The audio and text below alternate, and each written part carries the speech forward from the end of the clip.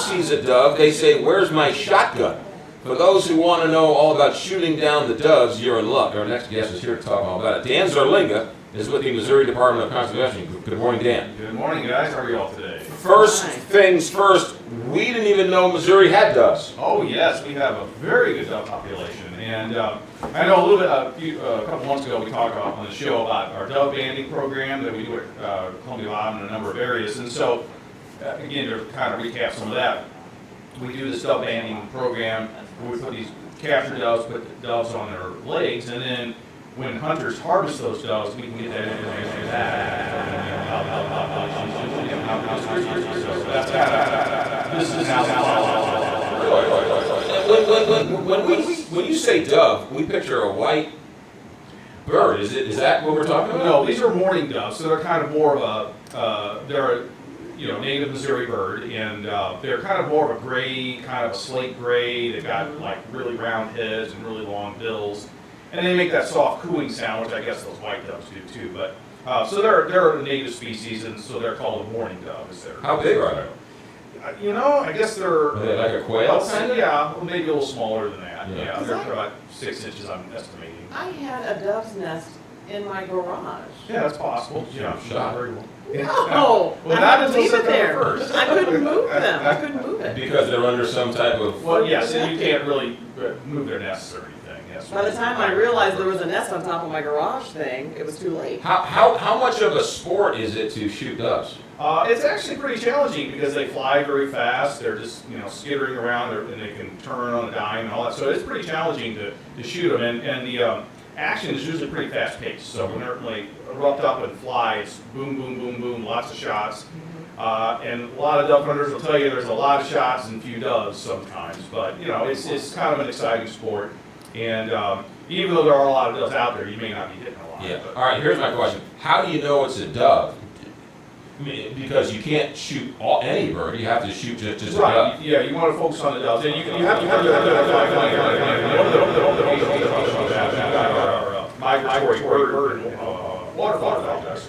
And it has a really good identification guide that look in the sky and color and all that. So yes, you recommend that you know to recognize those season here. Yeah. So when does the season start? The season actually starts tomorrow, September 1st. So that's really kind of the kickoff of our fall hunting seasons, is the dove season. It's that early precursor to a lot of other seasons.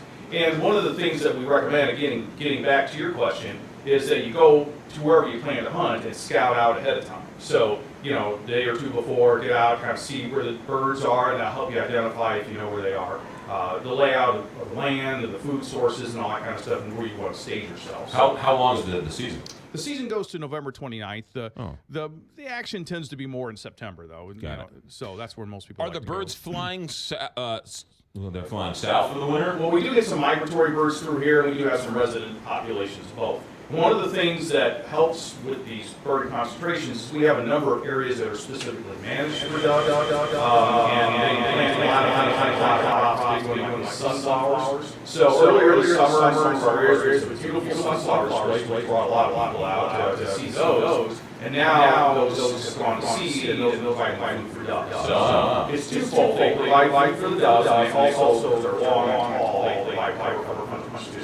So you buy some land, plant some sunflower seeds, and now you can use it.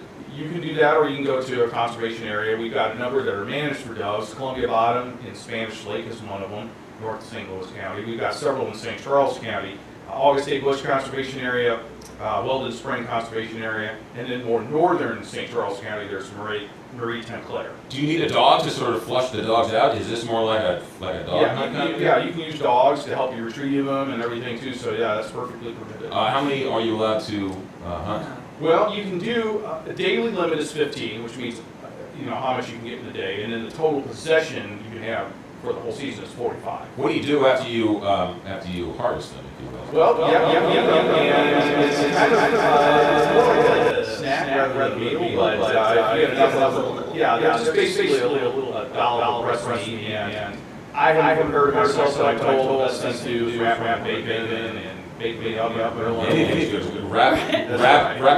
a mouse in bacon, you can chow down on as well. Stick a toothpick through it, you're good to go. All right, so Now, how old do you have to be to hunt? 16 or older? Yeah, 16 or older, you need a permit, you need a small game permit from Missouri, you need a migratory bird permit to hunt the doves. But you can actually hunt if you're 15 if you're in the presence of a licensed hunter. Gotcha. Limit shots to 45 degrees or higher. Well, that's for safety. So that's one thing you do have, like any kind of hunting, safety is the foremost thing. So with dove hunting, one of the safety challenges is that you're in the field, you may be in the presence of a lot of other hunters, so you have to be aware of them. Know where your other hunters are, where the rest of your party is, and if you limit your shots to 45 degrees and above, that's for safety. Gotcha. So you're less likely. But you always want to be aware of the direction you're shooting, not just where the doves are, but what's beyond where you're shooting. So shooting straight out, that's 90. This would be 45 or above. So right. you're really shooting like above you. Yeah, or straight ahead might be considered 0 degrees, and straight up would be 90. And then so anything over 45. Yeah, right. so try to keep it there. Yeah. And then, of course, standard safety stuff for any kind of hunting. Always keep the muzzle safe direction, leave the safety on until you're actually ready to fire, and leave the actions open when you're moving to and from your hunting site. Did I read where some people are getting scammed and getting fake hunting license? Well, unfortunately, yes. There is a thing going out there where they're masquerading as a legitimate wildlife agency, asking you and unfortunately, that is really, if you want to buy your permission, you go to either our site, ndc.gov, and we can direct you to buy permits, or an authorized permit tail, like we have many of them. But you don't send out emails saying don't forget to get your license. No, we don't. No. So definitely do not respond to those kinds of things. Gotcha. And so just be aware that there is that scam out there. So if you get something, be very cautious about it. And I would just not follow it and go directly to our site or to one of the authorized permit vendors. If somebody wanted to go dove hunting tomorrow, can they go and get their license tomorrow? Or Yes. does it take? Is it like instantaneously? Yes, you can do it online. You can do it with your smartphone. So we offer a lot of convenient ways to get it. And the minute I pay for it and download it, I have it. You I have to it, yes, wait. because in Missouri we accept electronic permits. So long as you have the permit downloaded on your phone, Right. if you're in the field and you're contacted by an agent, you can show them the permit on your phone and you're good to go. Sounds a lot of fun. Yeah. Now, of course, they are registered. They do know when you purchase that permit, so it's Right. Yeah. And then every dove you get, take the clip off if it has a clip and then send it in. Yes, so we talked about the banding. So if you do harvest a dove and it does have a band on it, take that band off and send it in because that helps us with this data collection and managing the dove population. And of course, do the environmentally sound thing and pick up all your shells. Yeah. I would say this, I haven't been hunting a lot, but I've been hunting a few times. Mhm. And my experience is that hunters are some of the most environmentally friendly people out there. Yes, and in fact, they're responsible for starting the movement in the early 20th century that resulted in agencies like ours. Yeah.